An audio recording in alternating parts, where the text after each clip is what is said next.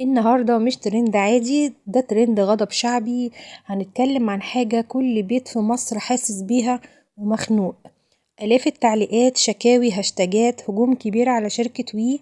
الناس كلها بتقول النت بقى أسوأ، أسعار بتزيد وباقات بتخلص بسرعة غريبة. ايه اللي حصل؟ وليه الناس قرروا فجأة يفتحوا النار على الشركة؟ هنعرف كل ده في الفيديو بتاعنا، يلا بينا. يا مساء الأنوار، نورتوني وشرفتوني في قناتي. اللهم صل وسلم وبارك على شفيعنا سيدنا محمد عليه أفضل الصلاة والسلام. خلال الكام يوم اللي فاتوا عدد كبير جدا من المستخدمين للنت بدأوا يشتكوا من بطء شديد جدا في الإنترنت، الباقات بتخلص قبل ميعادها بكتير واستهلاك غير مفهوم للجيجات، وكمان صعوبة للتواصل مع خدمة العملاء وأعطال متكررة من غير تفسير. وللأسف السعر بيزيد والخدمة بتسوء.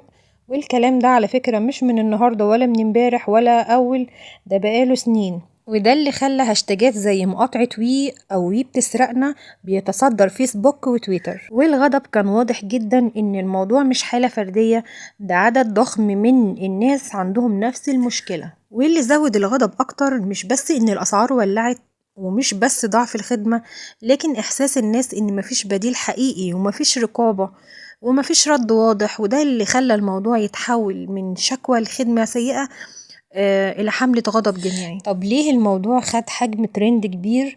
لأن ببساطة الإنترنت بقى أساسي في كل بيت وفي كل مكان.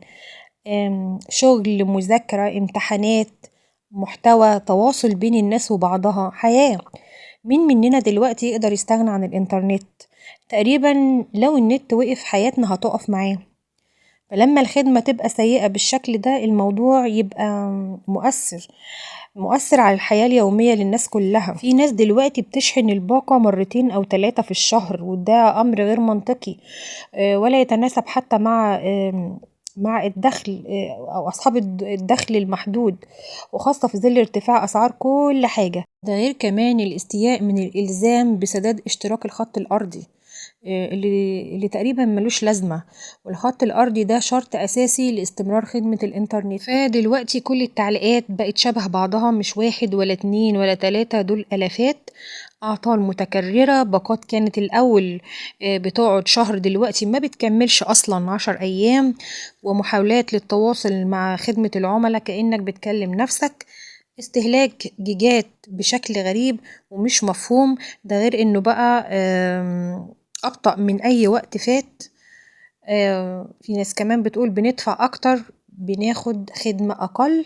والغريبة لحد دلوقتي مفيش بيان رسمي واضح يهدي الغضب أو يشرح للناس سبب المشاكل دي كلها، وده اللي مخلي الهجوم مستمر لحد وقتنا هذا. واللي عايزة أقوله أو السؤال دلوقتي، هل فعلا المشكلة من الشركة ولا في أسباب تانية؟ وهل الحملة دي ممكن تجيب نتيجة ولا الموضوع هيفضل شكوى على السوشيال ميديا وخلاص؟ ما احنا الحزانة ولاد الحزانة اللي محدش بيسأل فينا وبنخبط دايما راسنا في الحيط. فقولولي وانزلوا اكتبولي في الكومنتات، الباقة عندكم بتكمل الشهر ولا بتخلص في قد ايه؟ وخلاص خلاويص، خلص الترند بتاعنا النهاردة ويلا بينا على الفزورة. وفزورة الفيديو النهاردة بتقول: شيء ليس إنسان ولا حيوان ولا جماد. يلا بسرعة انزلوا جاوبوا في الكومنتات، وخلي أولادكم وأصحابكم وجيرانكم يشاركوا.